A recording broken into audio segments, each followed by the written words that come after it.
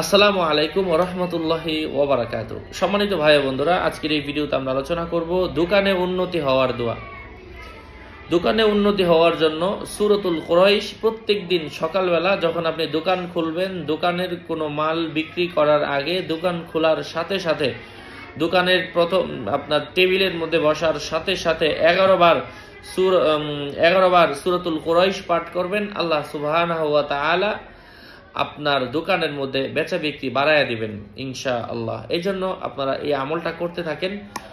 আর যাদের সম্ভব, যাদের পক্ষে সাধ্য আছে, তারা রূপার একটা পাত বানাবেন, রূপার একটা তক্তার মতো এতটুকু বানাবেন, 5 ইঞ্চি, ওইটার মধ্যে সূরাতুল কুরাইশ লিখে দোকানের মধ্যে রাখলেও দোকানের মধ্যে আয় উন্নতি হয়। এটা কোনো উলামায়ে কেরামের পরীক্ষিত। আপনি চাইলে পড়তে পারেন, অথবা আলো ভালোর জন্য আপনি রূপার পাতে লিখে রাখেন।